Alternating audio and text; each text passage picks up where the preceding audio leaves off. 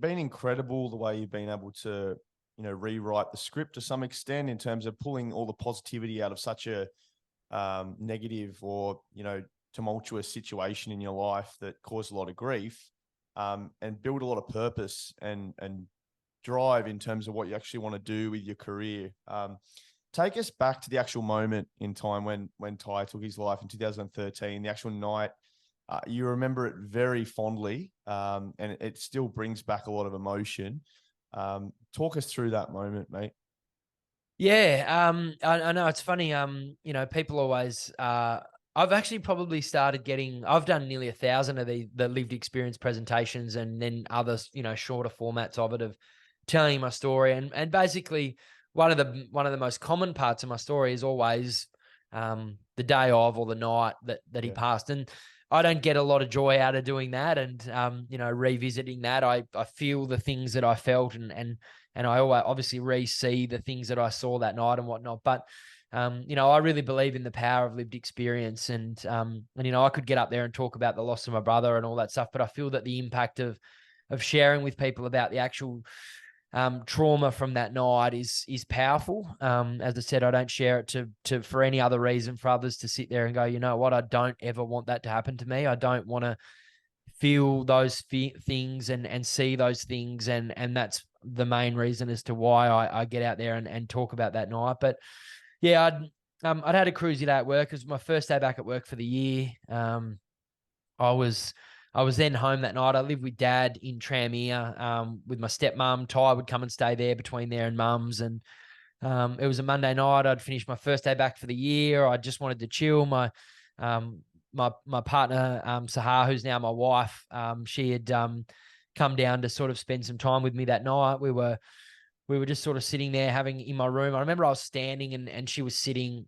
And we were sort of arguing about dinner. And I think we were arguing because I tell this story a lot, but I think it was because I'd told her I'd cook, and then she came down to visit me, and then I was telling her to drive me up to get some Maccas for dinner. So, me being me, I wasn't very good or fond of the kitchen. But that's life, like, as I said, it was 25 years of age, qualified glazier. When I look back now, I didn't really have any cares in the world, but I know that there was a lot of misery there just purely because I just wasn't getting that drive, or I didn't really stand for anything. And so therefore every night was just, what are we going to do for dinner? Have a bit of a laugh and then, get up and go again the next day. And, but yeah, we're chatting about dinner, and all of a sudden my phone started ringing in my pocket, and it was my mum. And, my mum used to ring me a lot back then. She'd ring me sometimes a couple of times a day. What did you do today? What did you wear today? When are you coming to see me? I didn't live with mum. So she was, pretty invested in wanting me to be part of her life as much as I can. And I just sort of remember looking at the phone call thinking, oh, mum's, just ringing me to see how my first day of work was. So I actually threw the phone on the bed and said to my girlfriend, Sahar, I said, remind me to call her back after we have something to eat. And it was probably about 30 or 40 seconds after that.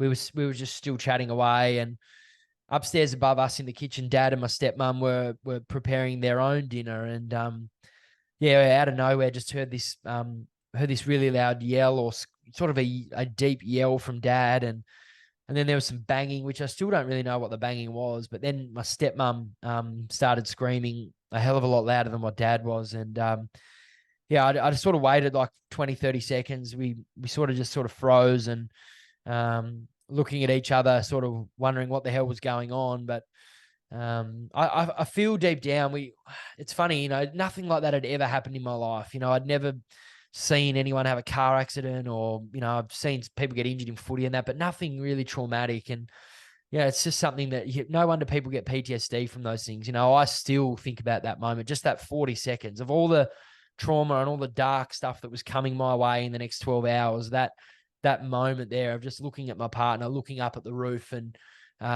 knowing that something bad was happening, but I suppose ultimately too afraid to get out and find out what it was. But after a little while, 30, 40 seconds, I came out of the room, started running up the stairs, and there was Dad. And Dad's a big, burly, shaved head bloke that had rarely ever showed any emotion. And I'll certainly never ever forget him sort of screaming at me and yelling that Mum had called him, and I'm still glad I didn't answer the call, telling us that we needed to get to her place. She lived about 7 minutes away, and that her and her husband had found Ty in his bedroom where he'd suicided and he'd taken his own life. And it's funny, I still remember Dad saying we're going, and he took off. I went back downstairs, sort of.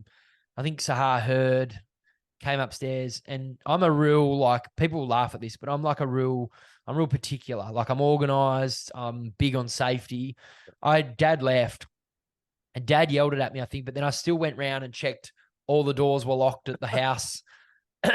Sounds so strange, but like, I was like, my mind was like, what the fuck is going on? But Yeah. I was like, I got to check the back door. I got to check the front door. And then, yeah, we jumped in the car and, oh, I don't talk about this bit much, but, yeah, we jumped in the car. I remember, telling Sahar, she was driving. I'm like, hurry up, hurry up. She's like, I can't, it's a 50 zone along Tranmere Road. And yeah, I just remember thinking that, like, oh, this, it can't be true. Like that cannot be right. Like, there's got to be a mistake. Like, mum's got it wrong, or, this can't be, it can't be, just sort of rocking back and forth in the car. But I think the reality of it and the enormity of that it's actually going down was we sort of turned into Mum's street, and it's sort of like she's right at the end of the cul-de-sac, and it's like a probably 200-meter street, and then her house is right dead straight at the cul-de-sac. And all I saw was, I think, like 3 ambulances and, parked up on the lawn, and a police car, like the flashing and all that going. And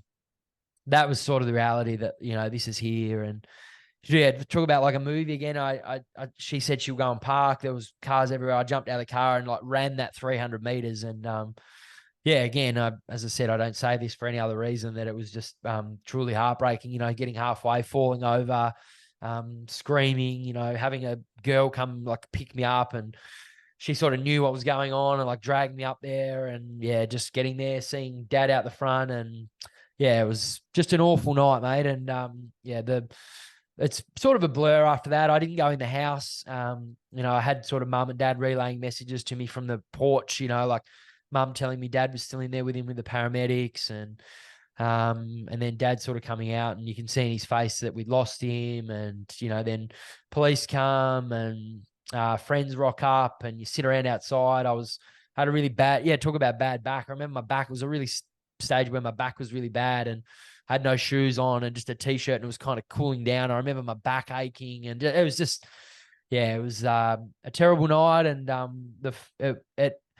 we entered a world of suicide that night, and our lives were completely scarred, and will never ever be the same after that moment. It was awful.